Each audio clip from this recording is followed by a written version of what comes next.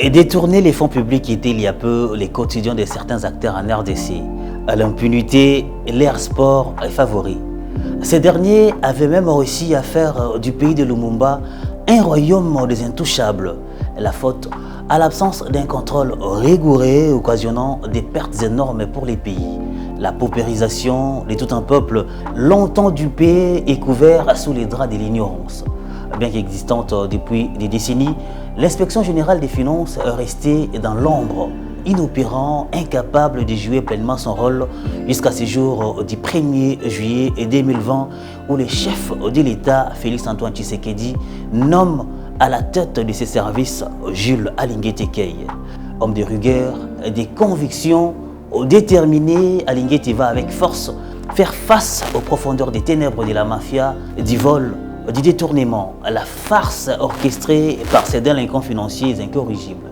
Humorès Otimpura, aux risques et périls de sa vie, l'alligator écrit l'histoire avec lui, celle de la lutte contre la corruption et les détournements au pays du peuple d'abord.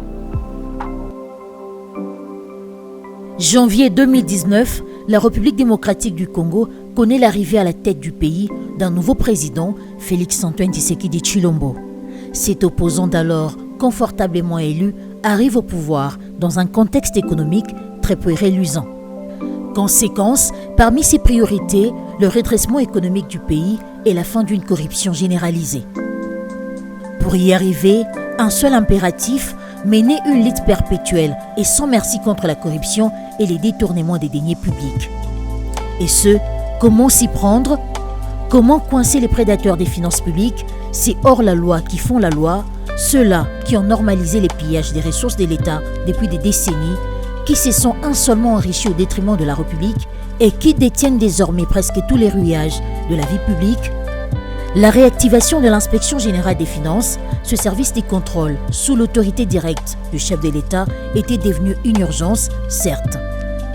Mais quel profil pourrait donner plus de rigueur à ce service, surtout qu'en RDC, des personnages prêts à résister face aux billets verts et à la corruption sont quasiment une espèce en voie de disparition? Dans ce chapelet des questionnements, un homme a attiré l'attention du président Tshisekedi.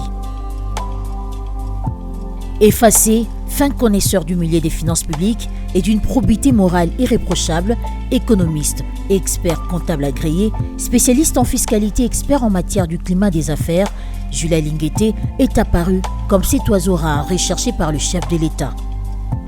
Il a pour mission principale de traquer les mauvais gestionnaires sous l'encadrement du président Tshisekedi lui-même. Et ce choix a apporté rapidement des fruits irréfutables. Tous les prédateurs se sont vus très vite profondément menacés. Dès la prise des fonctions de Jules Alingué et son administration en juillet 2020, celui-ci a noté une gestion désastreuse des finances publiques. Des réformes sont lancées et des actions audacieuses sont entreprises pour implémenter la bonne gouvernance. Les inspecteurs sont largués sur le terrain et plusieurs rapports sont très vite établis.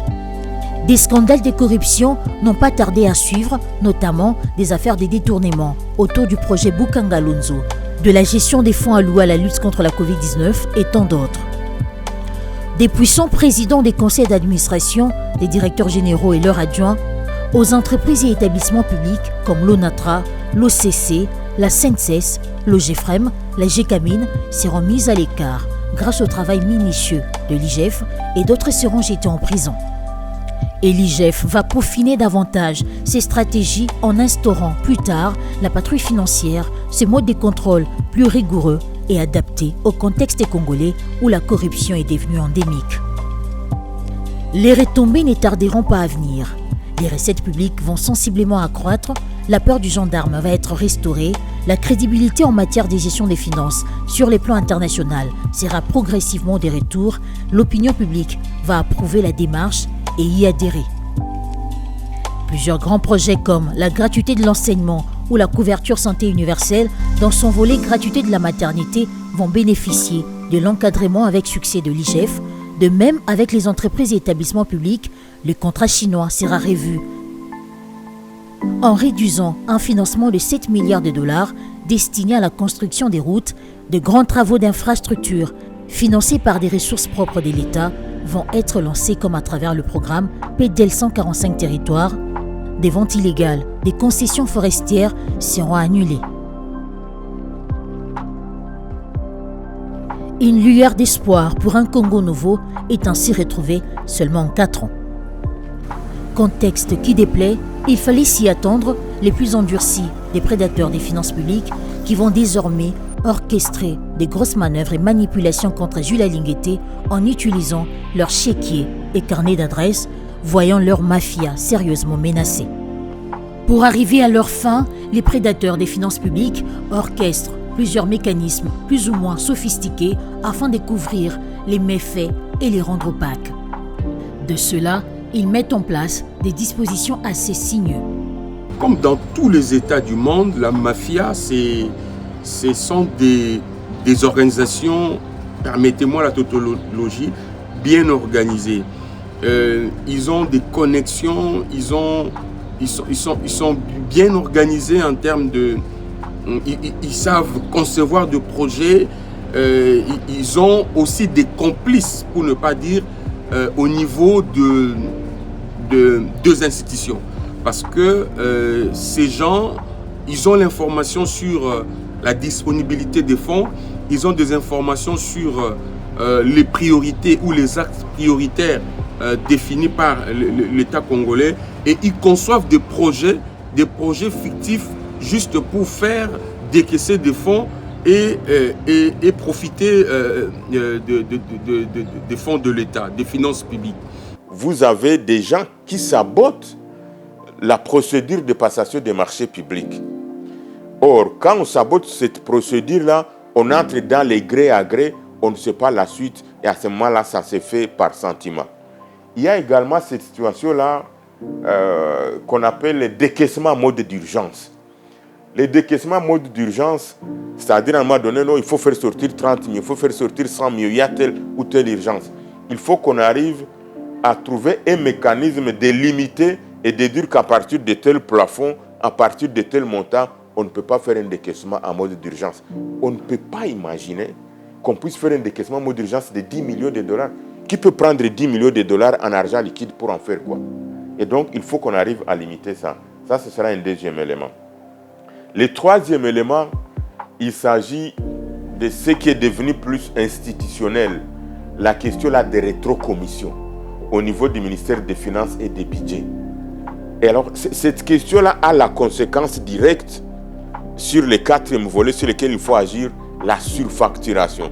C'est-à-dire, moi, je suis fournisseur, moi, je dois offrir les services à l'État, mais dès qu'on me dit non, si tu veux qu'on paye ta facture, il faut donner 30%.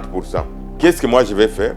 Je prends ma facture est de 10 $, on me demande d'ajouter 30% là-bas, j'ajoute les 30% sur les 10 $, ça devient 13 $, au budget, ça devient 3 $ aux finances, et donc, la réalité, en fait, c'est que quelque chose qui doit coûter 10 $ ou un service de 10 millions de dollars arrive à 16 millions de dollars.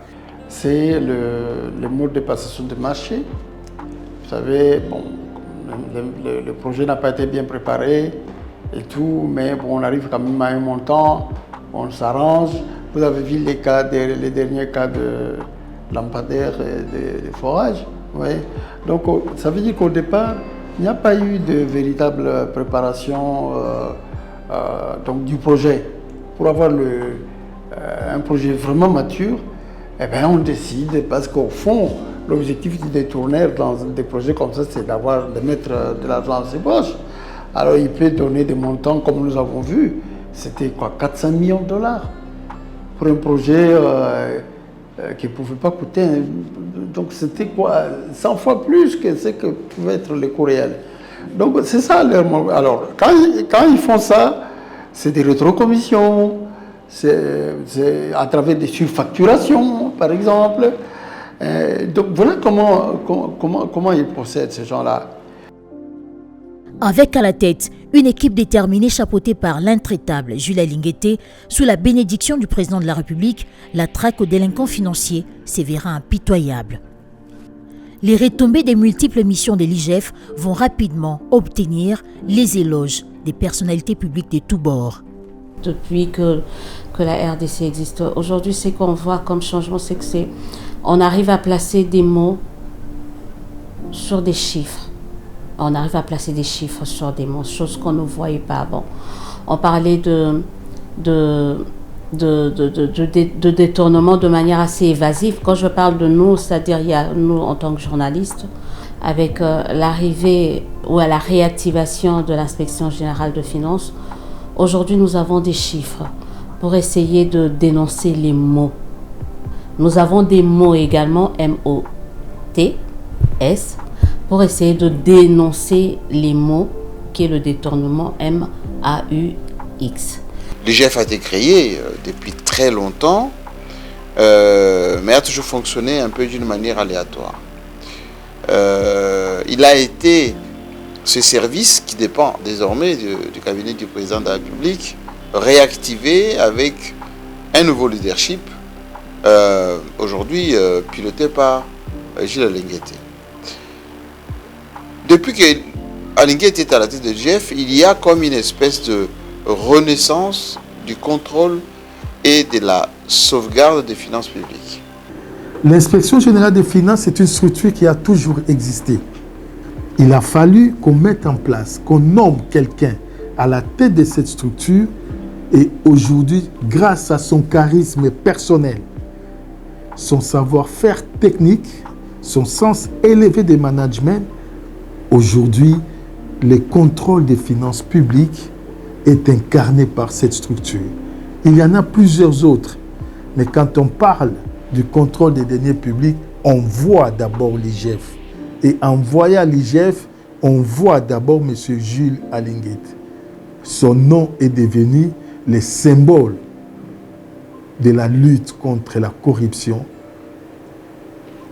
et de la mise en place de la bonne gouvernance au sein des structures étatiques. Cela me pousse à dire qu'il suffirait à ces pays de mettre en place les hommes qu'il faut dans les structures qu'il faudrait, le pays ira le mieux. Grâce notamment à sa patrouille financière et sa rigueur, l'IGF, ce chien des gardes qui aboie à la moindre bêtise, dérange désormais la délinquance financière, d'où les manœuvres diffamatoires organisées à grande échelle par les mafieux.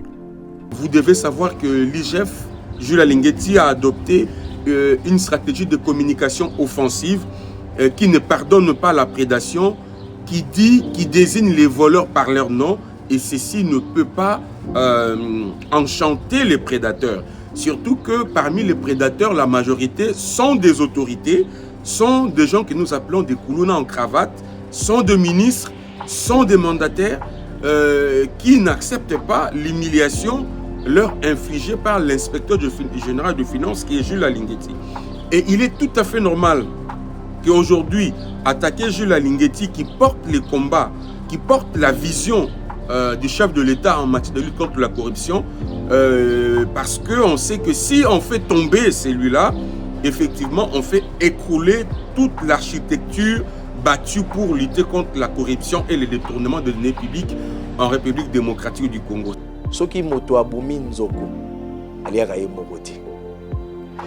Et donc, comme pour dire, le système était ancré à telle enseigne que cela a constitué une solidarité des prédateurs des finances publiques pour justement étouffer celui qui impulse, celui qui donne justement cette nouvelle dynamique pour lutter contre la corruption. Et nous y sommes aujourd'hui. Jules Alinguete, vous le constaterez, est victime de beaucoup de choses de la part de ceux qui détournent. Ce n'est pas que le monsieur lui-même, l'individu, non, mais c'est aussi tous ceux qui sont autour de lui qui sont victimes de la mafia, excusez-moi, entre guillemets, appelons comme ça, la mafia. Heureusement pour lui, M. Jules Alinguete, il n'a pas que le soutien du président de la République, il a aussi l'accompagnement de la population congolaise. Parce que le travail qu'il fait, n'eût été la population qui portait son combat, mais ce monsieur n'existerait plus dans ce pays. Et je pense qu'en tant que personne adulte, Jules Alinguete devait savoir qu'à un moment donné, la mafia allait s'organiser contre lui. Je ne crois pas qu'il n'eût pas su cela, il le savait. Et aujourd'hui, nous sommes dans une situation où, de manière assez récurrente, tous ceux qui gênent les intérêts de la mafia sont considérés comme des gens à tuer. Et en fait, aujourd'hui, les gens mettent tous les moyens en jeu pour être en mesure d'exécuter Alinguété du point de vue politique ou administratif. Ça prendra du temps, mais ils tenteront d'essayer. C'est pour ça que je pense que cette bataille n'est pas la bataille d'Alinguété, ça devrait être la bataille de l'IGF, mais ça devrait surtout être la bataille du citoyen lambda. Toute la République devrait se lever pour être en mesure de défendre la République. Il ne s'agit pas de défendre un individu. L'IGF est un peu, agressé de toutes parts par les prédateurs, n'est-ce pas? Les prédateurs sont capables d'aller influencer, par exemple, le président de la République pour qu'on change la loi sur l'IGF, les textes qui réglementent le fonctionnement de l'IGF, qu'on supprime la patrouille financière, etc., etc. Bien évidemment, l'IGF fonctionne dans un environnement très hostile parce que les gens ont des habitudes, parce que les gens ont des velléités de corruption, des confusions, des gabegies permanentes. Et c'est toujours difficile lorsque vous êtes dans un environnement où les gens sont très réfractaires au changement. Les Congos ou les Congolais doivent être fiers de compter, le Congo, je disais, doit être fier de compter parmi ses ressortissants M. Félix-Antoine Tshisekedi Tshilombo et Jules Alinguété. C'est une chance pour la République. Mais il faudrait savoir que l'ampleur qu'a pris la lutte contre la corruption en République démocratique du Congo, il était tout à fait normal que les lobbies mafieux se reconstituent pour tirer vers le bas cet espoir du peuple congolais de voir son pays être bien géré. Il était tout à fait normal que cela arrive. Raison pour laquelle le président de la République et M. Jules Alinguété ont besoin non seulement de nos prières, de notre vigilance aussi, pour dénoncer tous les ennemis de la nation qui sont en train de chercher par tous les moyens à décourager cette noble mission de l'inspection générale des finances de mettre fin à la gabegie financière, de mettre fin au détournement des deniers publics. Ce travail de l'IGF, salué par les Congolais, permet la rationalisation des finances et réduit sensiblement l'écoulage des recettes publiques. Jules Alinguété est venu avec les différentes techniques, soit les différentes méthodes qu'il a dû mettre en place. Il parle de contrôles concomitants. Peut-être que vous n'arrivez pas à comprendre ce que c'est les contrôles concomitants. Les contrôles concomitants, c'est vous percevez l'argent de l'État et en même instant, vous le gérez avec l'IGF. Avec l'IGF. C'est-à-dire que ce n'est pas de la co-gestion. Il vous accompagne dans votre gestion pour éviter les détournements. Si aujourd'hui on arrive à dire que la RDC a 16 milliards, Jules Alinguété est dedans. Parce que les gens ne savent plus détourner l'argent de l'État. On sait quand même voir que le budget peut être en équilibre. Le budget peut être en mesure de résoudre les problèmes à venir grâce à l'institution IGF, passant par M. Jules Alinguété. La force des ministères était notamment liée au nombre d'entreprises sous tutelle. Cela voudrait dire que les entreprises ou les établissements publics étaient considérés comme des vaches à lait des ministères. Mais avec le passage des noms d'une structure, l'inspection générale de finances, au sein de ces entreprises et établissements publics, il a été constaté la remise en ordre de l'ordre revenu. Il a amené ces entreprises à mettre en place des règles prudentielles de gestion, les règles prudentielles qui ont amélioré leur trésorerie. La plupart de ces entreprises, je ne citerai pas les noms, vous attendrez que telle entreprise a aujourd'hui des réserves de plus de 800 millions, de 900 millions de dollars, telle entreprise a investi dans tel secteur. Tout ça, c'est parce qu'il y a eu quelqu'un qui est passé par ces structures. Et j'ai cité l'inspection générale des finances, ou mieux, l'inspecteur général des finances, M. Jules Alinguete. Pourquoi la patrouille dérange? Vous voyez, pourtant, la patrouille permet la rationaliser la dépense. Elle permet ces contrôles en amont là. Hein? Donc il permet a priori, ça permet d'améliorer la rationalisation des dépenses. Mais qui a intérêt à suspendre les patrouilles financières? Aujourd'hui, tout le monde sait que quand vous gérez financièrement, vous devez laisser des traces.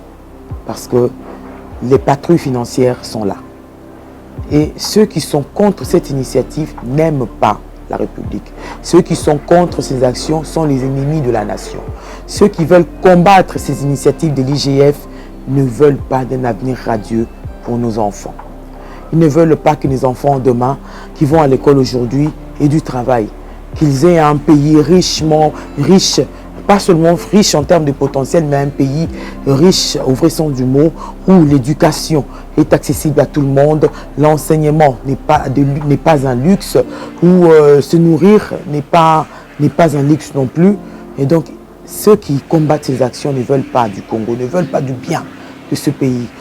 À son actif depuis juillet 2020, des rapports précis qui ont bougé les lignes dans divers secteurs, notamment la santé, l'éducation, mais aussi les mines. Grâce à ce travail titanesque, Jules Alinguete fait trembler les prédateurs.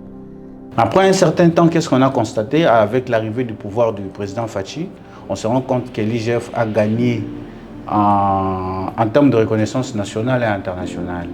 À travers son travail, il permet aussi au pays d'identifier leurs responsabilités et à récupérer les fonds illégalement acquis. Ça, c'est dans un premier temps un plus grand travail que l'IGF a abattu. Il a aussi de renforcer la transparence. Quand on dit renforcer la transparence, c'est comme s'il a aussi joué sur la qualité des institutions. S'il faut qu'on parle du parcours depuis qu'il est là, à la tête de l'IGF, et depuis que cet IGF est là sous Alinguete, c'est des gens traqués. Il a traqué Willy Bakonga, qui était en prison. Il a traqué avec le dossier Covid, Eteni Longondo, le DG des Sokok, le DG de l'OVD. Il a traqué avec le dossier communière. Tous les dossiers que je vous dis, c'est des millions de dollars. Dossier communière, plus de 100 millions de dollars, avec la ministre du portefeuille de l'époque, Adel Kaïnda. Il a traqué les PST, 16 millions et autres, avec Tony Mwaba. Il a secoué Matata Pogno avec Bukanga Alonso.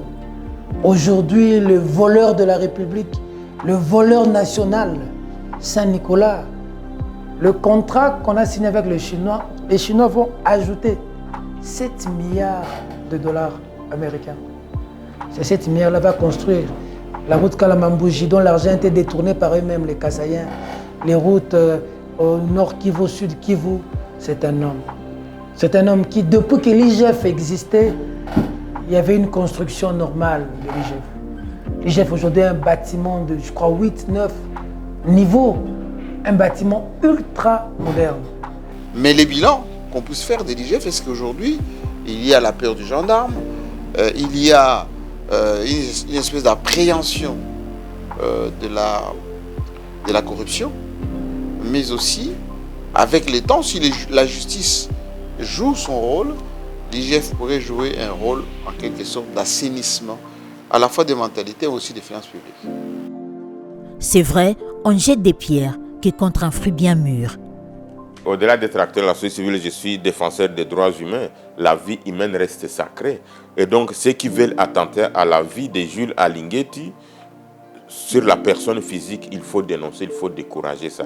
Et je pense qu'ils pourront trouver tous les acteurs des droits humains et les défenseurs de la vie humaine sur leur chemin. Et donc, d'emblée, je ne peux pas cautionner qu'on puisse chercher à mettre la vie de quelqu'un en danger. C'est vouloir effectivement faire un coup fatal sur la lutte contre les fléaux qui gangrènent ces pays. Et donc, nous ne pouvons pas encourager ça. Nous dénonçons cela et nous pensons qu'il faut plus les soutenir. Et je crois que la lutte contre la corruption, contre le détournement doit être une affaire de tous. ce n'est pas une affaire d'un camp contre un autre parce qu'il en va de l'avenir du développement de notre pays. La lutte contre la corruption va au-delà de l'inspection générale de finances, va au-delà de la personne de Jules Alinguété. Donc je crois que c'est le moment où jamais nous devons créer une sorte de synergie. Parce qu'aujourd'hui, toi, tu peux être journaliste, tu peux être politique, tu peux être, on te donne, tu veux être influenceur, on te donne $100, 200, 2000, on te donne même beaucoup d'argent pour essayer de scier cette branche-là, pour essayer de t'attaquer à cette lutte. Mais dans l'autre temps, tu oublies que tu as des frères, tu as de la famille qui, eux, sont en train de payer, qui risquent de faire le frais de ces détournements, de la corruption. Et quand on voit que quelqu'un ou des personnes sont en train de mettre en place des mécanismes pour essayer d'endiguer le phénomène tel que le détournement et la corruption, nous devons tous nous serrer les coudes et nous dire non, on ne va pas laisser quelqu'un venir essayer de nous désorienter parce que le combat, il est noble. La lutte, elle est noble. Moi, je pense que les attaques contre Jules Alinguété sont justifiées par les gens qui ne veulent pas que les choses ne changent. Ces attaques, c'est la preuve qu'Alinguété fait du bon travail. Ces attaques, c'est la preuve que les habitudes installées depuis n'ont pas encore désarmé. Mais le premier allié d'Alinguété, c'est la population, c'est la nation congolaise. Il a été complété aujourd'hui par la communauté internationale, par les institutions internationales, par toutes ces structures qui sont à travers le monde, qui permettent à ce qu'un pays soit fréquentable, notamment avec ce qu'on appelle les climats des affaires, d'avoir la bonne gestion, d'avoir une gouvernance crédible. Il n'a pas à se décourager parce qu'il est attaqué, il n'a pas à se décourager parce que les gens l'insultent ou fomentent des histoires qui ne tiennent pas debout. D'ailleurs, on dit qu'on ne jette qu'à un fruit qui est mûr, une pierre, parce que les gens ont envie de manger cette production de l'arbre. Nous croyons un Congo nouveau. Ça viendra, l'espoir est permis. On ne peut pas se lasser. Et c'est avec des gens comme ça. Il va être combattu, il va être insulté, il va être critiqué. Mais il doit savoir que la tête qui porte la couronne, elle est très lourde.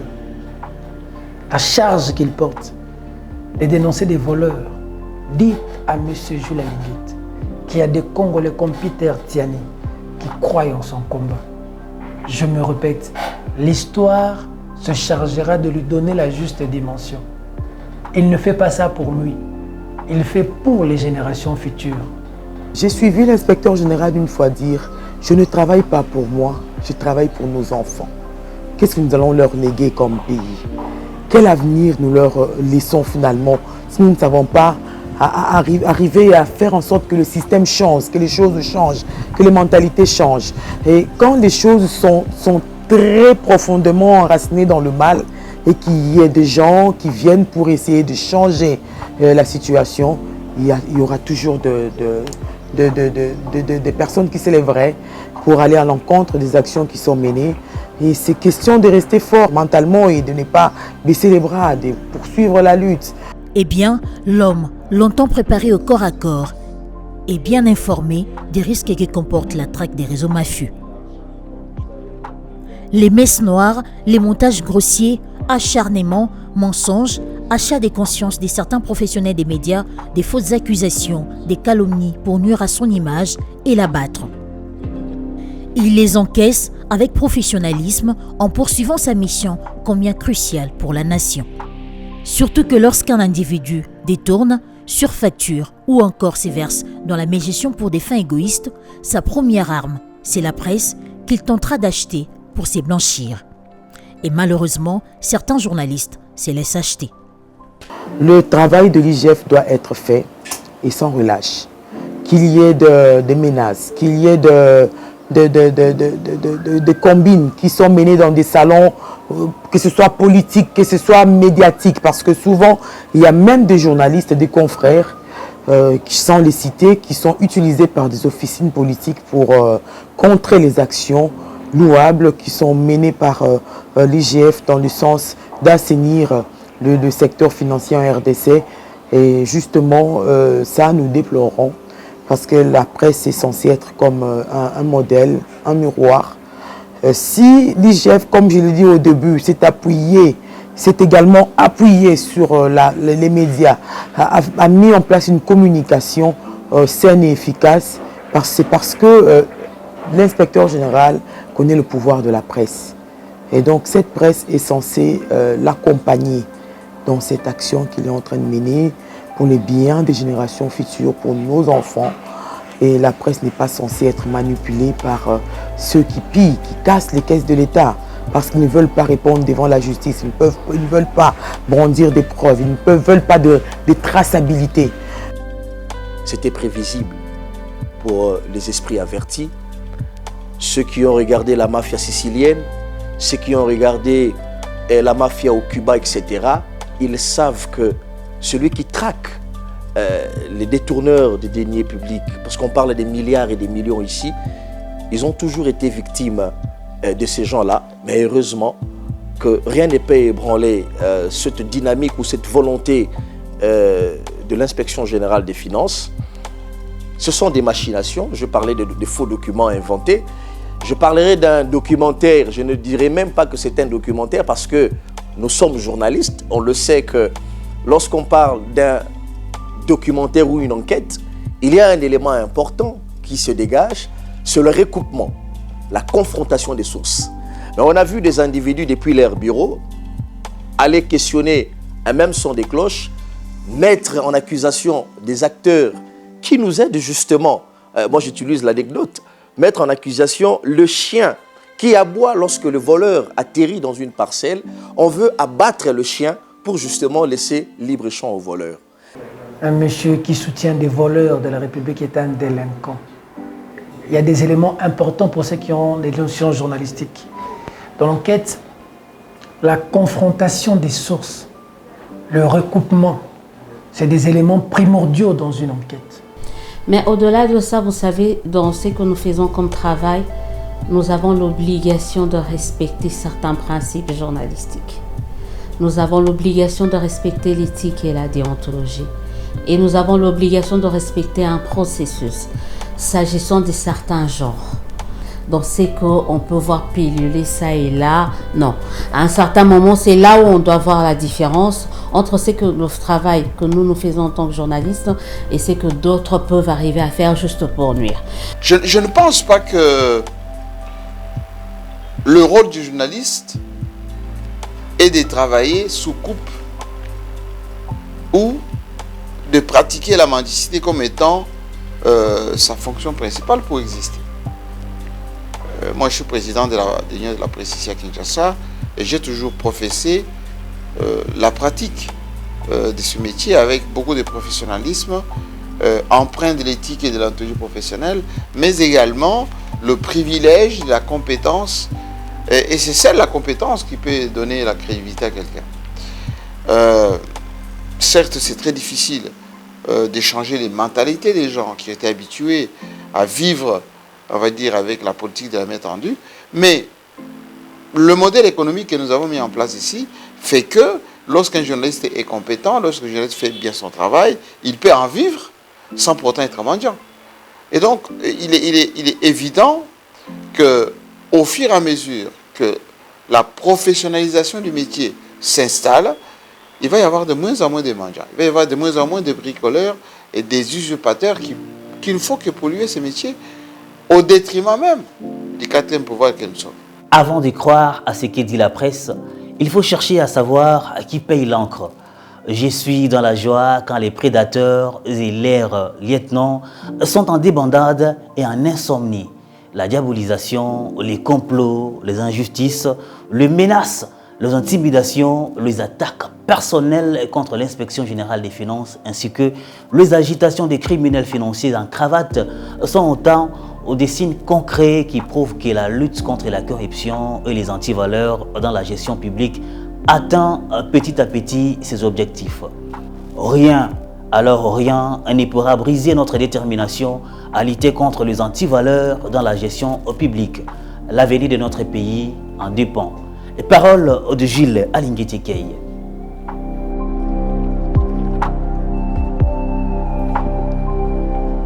Désormais éveillée, la population congolaise qui croit au travail de Jules Alingué-Keye et son équipe ne cesse de manifester un soutien indéfectible. Le travail qu'il est en train d'effectuer, ça donne des fruits et nous voyons cela et c'est palpable. En tout cas, nous soutenons l'IGF dans ces rapports qu'il est en train de faire et des contrôles.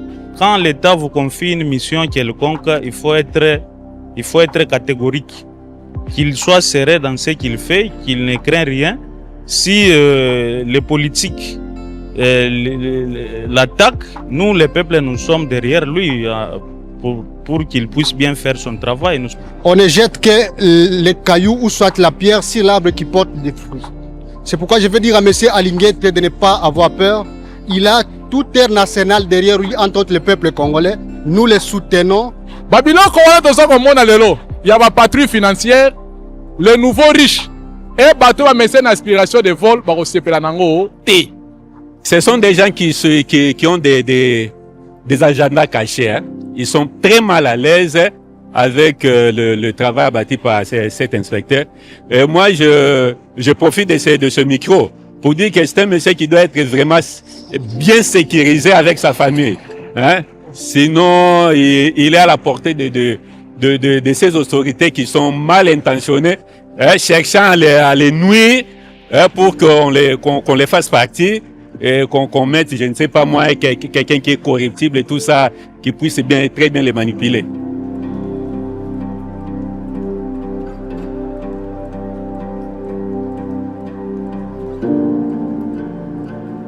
Ce soutien populaire à l'action de l'IGF trouve un écho beaucoup plus large, à la fois en RDC et surtout à l'international. Une reconnaissance qui a dépassé les frontières nationales et qui a valu à Jules Alingué-Keye les invitations dans les cadres nationaux et internationaux les plus sérieux, coiffés notamment par des récompenses prestigieuses. M. Alingué-Keye a été invité en 2022 au Parlement européen à Bruxelles et a obtenu, la même année à New York, les somptueux prix du célèbre magazine américain Forbes comme meilleur acteur de lutte contre la corruption à RDC. Il a été l'hôte au cours de plusieurs conférences internationales sur la bonne gouvernance, notamment à l'Université de Louvain à Bruxelles et à Pretoria en Afrique du Sud, où il a présenté devant le corps professoral des universités de Sorbonne, de Louvain, de Maryland et de Pretoria la situation de la lutte contre la corruption à RDC. Mais également en RD Congo, les reconnaissances et initiatives se sont multipliées. Meilleur prix Mwanamboka 2023 en parallèle des plusieurs diplômes de mérite, principal orateur à des grandes conférences scientifiques à l'Université de Kinshasa et à plusieurs autres institutions supérieures telles qu'IFASIC et IEC, auteur des campagnes de sensibilisation sur la lutte contre la corruption dénommée Journée d'échange citoyen à l'intention de toutes les couches sociales, acteur principal de la mise en œuvre du contrôle a priori dans les finances publiques congolaises, appelé patrouille financière, cette forme de contrôle qui fait trembler les prédateurs des finances publiques les plus endurcis. Dans le domaine de la traque des voleurs dans un pays, Jules Alingué-Keye a laissé les noms dans les annales et l'IGF. Ça veut dire, c'est comme s'il était fait pour faire ce travail. Sans flatterie. Nous sommes dans un monde où on connaît votre valeur lorsque vous n'existez plus. Les gens viendront avec des serments, avec des félicitations. Nous ne savons pas encourager et applaudir de leur vivant ceux qui font un bon travail. Moi, je reconnais la valeur de quelqu'un qui a fait un travail consistant. Nous devons tous reconnaître la volonté politique du chef de l'État, Félix Tshisekedi, qui a rendu possible la lutte contre la corruption en République démocratique du Congo. Jules Alingué-Keye ne pouvait rien faire sans la volonté politique du chef de l'État. Jules Alingué-Keye ne pouvait pas traquer les prédateurs, même ceux qui usent des trafics d'influence pour l'intimider, pour le menacer, sans la volonté ou l'implication personnelle du président de la République. C'est à Félix Tshisekedi qui revient le mérite de ces combats, parce que c'est lui qui a rendu possible l'effectivité de ses combats contre la corruption et les détournements au Congo grâce à sa volonté politique. Il faut d'ailleurs reconnaître que c'est même lui qui a fait le choix, qui a porté le choix sur Jules Alinguetti, et même c'est lui qui donne des injonctions et des instructions à l'IGF sur toutes les démarches initiées en termes de contrôle, d'audit et même des enquêtes initiées sur les soupçons de détournement de deniers publics. C'est grâce à sa volonté politique que l'IGF travaille en toute aisance et en toute liberté, en toute détermination et engagement, parce que le président de la République est derrière son combat. Parce qu'il n'agit pas seul, c'est une structure de la présidence. Quand il s'élève, c'est que derrière lui, il y a le chef de l'État qui lui dit « Ne baisse pas les bras, vas-y ». Parce que demain, il y aura du fruit. Demain, c'est le peuple qui en bénéficiera. Demain, ce seront nos enfants qui vivront dans un pays meilleur, assaini financièrement, un pays où la corruption n'aura pas toute sa place comme aujourd'hui. Nous décrions le fait que la corruption bat son plein en République démocratique du Congo. Mais que faisons-nous pour que cela change avec les temps? L'inspection générale des finances dépend du président de la République. Et donc, ne pas permettre à Jules Alinguetti de continuer à faire son travail, ce serait jeter le discrédit sur la personne du chef de l'État. Beaucoup de gens ne se rendent pas compte de ça. Il est vrai que, comme acteur de la société civile, je peux avoir des observations fondamentales, constructives par rapport à la gestion du pays, mais l'image du président de la République reste une image qu'il faut protéger parce que c'est lui le premier garant, c'est lui le premier citoyen. Jules Alinguetti, au-delà de tout, il faut l'encourager, il faut le féliciter. Surtout ce courage-là de dénoncer, ce courage-là de servir des sentinelles de la République en termes d'alerte sur la concussion, sur les détournements, sur la corruption, la gabegie et tout ce qu'il y a comme coulage dans les domaines financiers de ces pays. Donc, au-delà de tout sentiment, vraiment, il faut l'encourager, il faut le soutenir. Deuxième chose, il faut demander au président de la République des éléments. D'abord, de continuer à faire confiance dans la personne de Jules Alinguetti, mais également de le préserver de tous les dangers qui peuvent survenir suite, non pas à sa personne, mais suite aux actions qu'il est en train de mener pour l'intérêt du pays. Je crois que je n'ai même pas besoin de parler au nom du chef de l'État. Le chef de l'État parle lui-même. Chaque jour, quand il prend la parole, il parle de son soldat, il parle de la personne de Jules Alinguetti, de tous les biens que son travail et sa propre personne ont dû apporter à la République. Je crois qu'il n'y a pas de doute sur ce que le chef de l'État dit. Mais maintenant, il faut savoir que quand vous allez déranger le repos des abeilles, ils vont piquer de toutes les manières. Et c'est ce qui est en train de se passer maintenant. Ceux qui doivent se réveiller, ce n'est ni le président de la République, ni les ministres. Ceux qui doivent se réveiller en ce moment, ce sont les citoyens, parce qu'ils sont les plus grands perdants de la corruption. Ceux qui doivent défendre l'IGF et Jules Alinguetti, aujourd'hui, ce n'est pas le président de la République. Le président de la République a déjà fait son travail.